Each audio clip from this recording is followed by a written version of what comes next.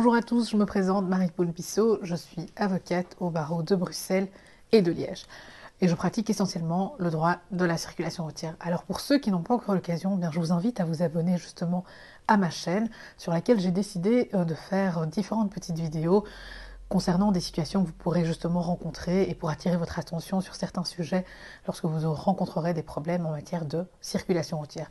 Alors n'hésitez pas justement pour avoir plus de vidéos, plus de conseils et je l'espère trouver les réponses à vos questions justement à vous abonner à ma chaîne. Alors aujourd'hui nous allons parler des excès de vitesse commis en zone où la vitesse maximum autorisée est de 90 km/h. Alors je vous évite la manière dont est calculée l'amende, je donne vraiment des fourchettes globales pour que vous ayez justement une idée générale de ce à quoi vous êtes confronté lorsque vous commettez des excès de vitesse en zone 90.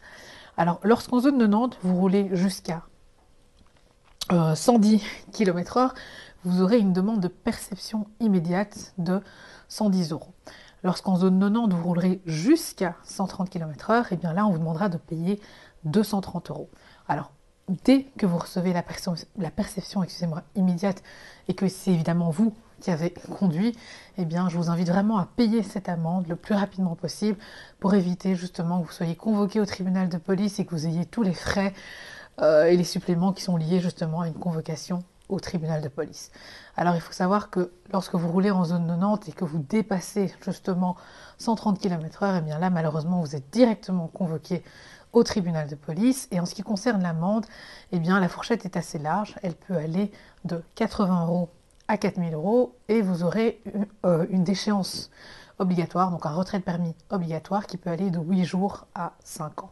Alors c'est le juge. Enfin, vous voyez justement que la fourchette est assez large, et donc c'est le juge qui déterminera justement l'amende qui vous sera imposée et la durée du retrait de permis, et prendra en compte justement vos antécédents, la vitesse à laquelle vous rouliez, mais de grâce, voilà, lorsque vous avez des vitesses maximum, essayez évidemment au mieux de ne pas les dépasser, au pire de les dépasser, mais vraiment légèrement. Voilà, je vous remercie de m'avoir écouté.